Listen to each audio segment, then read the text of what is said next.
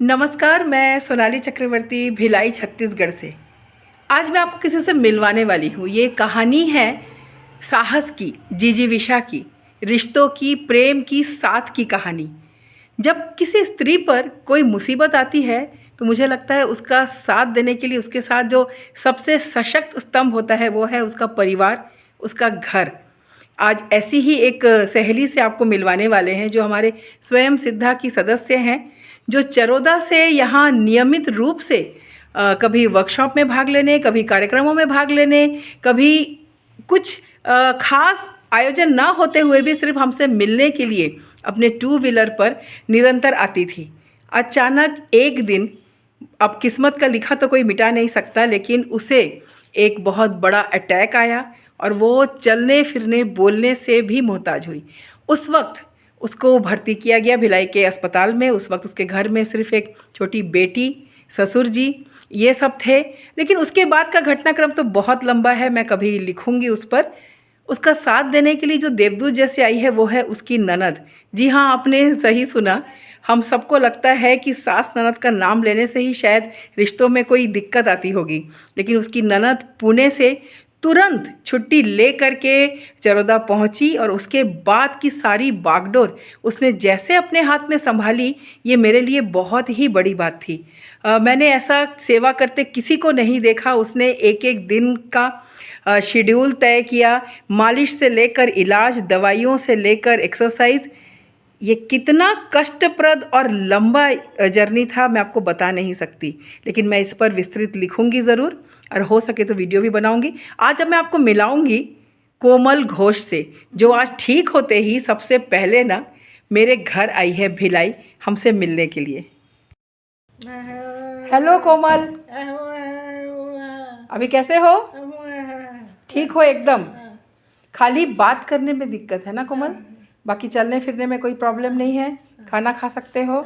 ठीक है। आज कोमल के साथ हमारे घर राष्ट्रीय नायर है, जो स्वयं सिद्धा की कोर कमेटी मेंबर है। उसकी बेटी है गोल्डी, उसकी सहयोगी है वीना, और जिसका नाम ले रही हूँ, रूपाली घोष से मैं मिलवाना चाहती हूँ। रूपाली, एक बात बताओ, ननद हो के भाभी की इतनी सेवा कौन करता है? Rupali. Very good, very good. सही है, तालियां बजना चाहिए। रूपाली, कैसी रही ये कठिन यात्रा कि आज भाभी को लेकर आप घूमने आई हैं मेरे घर, लेकिन उसको बेड से और आईसीयू से निकाल के यहाँ तक लाने की यात्रा थोड़े शब्दों में बताओ हमको। ये था कि मेरी रिस्पॉन्सिबिलिटी है, मुझे ठीक करना है इनको, बस यही एक दिमाग में था, मन में था, और बस इसी को डे वाइज मैं एग्जीक्यूशन करते रही, और उसी के कारण वो धीरे धीरे, और मेरा तो कुछ नहीं, मैं तो बस पीछे से इनको पुश कर रही थी। बाकी जो है इन्होंने खुद जो अपना विल पावर एंड लेके जो हेल्थ प्रैक्टिस करके वो यहाँ तक आए हैं। और मुझे लगता है कि ये बताना चाहिए कि आपके बड़े भैया नहीं रहे तो ये दुख तो था ही। उसके साथ इस चीज़ को, मतलब घर में मेल मेंबर सिर्फ अकेले आपके पापा जी हैं, और पापा जी ने कितनी हिम्मत दी आपको भी, कोमल को भी। पापा ने तो बहुत ज़्यादा ही पुश किया, मतलब पापा है इसलिए शायद वो जो हिम्मत जो हमें है वो बहुत पापा सही, के कारण ही है। बहुत सही बात। और पापा के कारण ही हम चल पा रहे हैं, तो हमें पता है कि पापा है देखने वाले, हमें बस अपना काम करते जाना है। क्या बात। और वो है, और यही सोच में लाया, और बस डेली बेसिस पे इनके ऊपर वर्क करना चालू कर दिया, और इसका रिजल्ट आज वो खुद चल के दिखा देंगी। आप थोड़ा सा बताना कि हाँ, उनको ब्रेन हेमरेज हुआ था। हाँ, ब्रेन स्ट्रोक आया था एक्चुअली। वो भी बीपी की दवाई नहीं खाने की वजह से आई ये थी। बताना ज़रूरी सबके है। लिए है कि आपको यदि बीपी और शुगर की तकलीफ है तो आप प्लीज़ वो मेडिसिन लीजिए। दिन में 2 बार ही लेना पड़ता है, बट लो, क्योंकि उसके थोड़े से 1-2 दिन में समझ नहीं आता, क्योंकि तब हमारी बॉडी एक्टिव रहती है, हमें इंटरनली समझ में नहीं आता कि हमें प्रॉब्लम क्या हो रहा है। वो जब अचानक आपके बॉडी पे असर करती है तो वो बहुत ज़्यादा स्ट्रॉन्ग लेवल पे आपको गिरा देती है, जो कि हमारे साथ हुआ। और वही 1-2 दिन के नेग्लिजेंसी के कारण उनका बीपी हाई हुआ कि अभी पिछले 6 महीने से आप लोग ये पूरी तकलीफें ले रहे हैं और वो सिर्फ और सिर्फ मेडिसिन की नेग्लिजेंसी के कारण हुआ। इसलिए मैं चाहती हूँ कि मेडिसिन लिया करो, बीपी और शुगर की मेडिसिन जस्ट लाइक कि आप खाना खाते हो वैसे ही आप लिया करो एंड उसको छोड़ना नहीं है। हमें लगता है कभी कभी जैसे पैरासीटामोल खाया, हमें फीवर आया, पैरासीटामोल खाया, हम ठीक हो गए, हमें लगा हमें दवाई नहीं खानी है। बट बीपी और शुगर एक ऐसी चीज़ है जो एक बार बॉडी में आती है तो आप उसको कंट्रोल कर सकते हो। वो एक लाइफस्टाइल डिजीज है एंड अगेन वो डिजीज भी नहीं, आजकल वो हमारी लाइफस्टाइल में इंक्लूडेड है। तो वो हम बोल नहीं सकते एक डिजीज, क्योंकि डिजीज जैसे ही मन में आता है तो आप फिर डाउन हो जाते हो। तो बेटर उसको अपने एक लाइफस्टाइल में इंक्लूड करते हुए आगे बढ़ो, क्योंकि आजकल जितना आर्टिफिशियल चीज़ें आ गई है जिसके कारण हमें शुगर और बीपी बहुत कॉमन सा हो गया है। And that is the reason कि आपको यदि वो मेडिसिन आपको यदि आया है बीपी या शुगर, आप मेडिसिन लेते रहो और उसको खाते रहो सो दैट ये इतना हाई लेवल पे नहीं हो कि यदि आपको कुछ भी हो लोअर लेवल पे वो ठीक हो जाए। वो नेग्लिजेंसी के कारण हुआ, बट अगेन थैंक गॉड और भगवान जी की ब्लेसिंग्स एंड बाकी सबके वो जो प्रेयर। और मुझे लगता है कि आप ये भी एक बार सबको बताएं कि अभी जो वो ठीक होने के आगे की प्रक्रिया है इसमें पूरी तरह उनके ब्रेन को एक्टिव रख के पॉजिटिव थिंकिंग से ये काम करना है।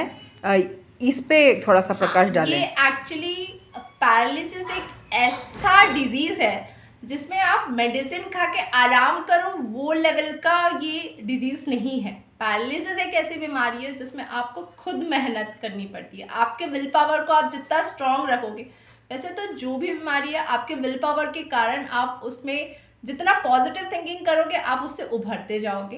बट पैरालिसिस एक ऐसा है जिसमें डॉक्टर आपको खुद बोलते हैं आप मेडिसिन खाओ, बट आप उसमें जितना एक्टिव रहोगे, जितना आप एक्सरसाइज करोगे, जितना आप पॉजिटिव थिंकिंग करोगे और जितना उसके पीछे अपनी मेहनत लगाओगे आप ठीक हो जाओगे। ये बात तो हुई पेशेंट की। हाँ, अब मुझे अपने बारे में बताओ। जिस वक्त एक घर का एक पेशेंट, एक ज़रूरी मेंबर ये सब झेल रहा है और बेड पर है, उस समय आपके अंदर क्या चल रहा है? आपने अपने माइंड को कैसे स्टेबल रखा, कैसे काम किया, खुद को कैसे हील किया, खुद को कैसे समझाया?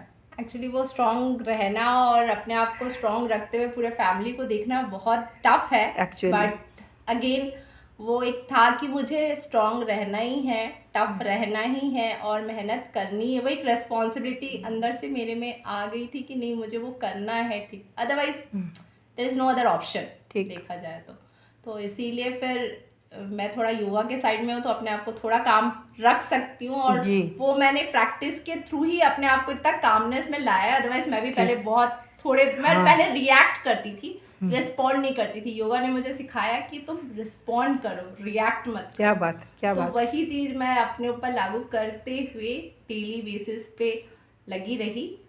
मैं फिर से वही बोलूँगी, मेरी मेहनत तो कम है, जो है आसपास बस हम लोग एक दूसरे को देखते हुए ही करते जा रहे हैं और ठीक होते जा रहे हैं। कोमल स्माइल करोगे? बोलो मैं बिल्कुल ठीक हो जाऊंगी। शाबाश शाबाश शाबाश। सब लोग एक बार कोमल की जोरदार तालियां बजाओ। कोमल खुद से खड़े हो बिना हेल्प के। क्या बात, क्या बात। आओ चल के आओ सामने।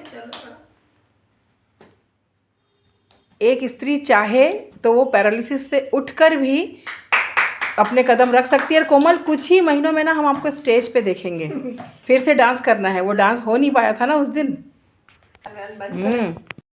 इसीलिए हम दुनिया की हर एक स्त्री से कहना चाहेंगे और पूरी दुनिया को, शुरू करो। दुनिया नहीं है हम हैं दुनिया पूरी, धरती का विश्वास भरा हम इस संसार की धूरी। स्वयं सिद्धा है हम, स्वयं सिद्धा है हम, स्वयं सिद्धा है हम, स्वयं सिद्धा है हम।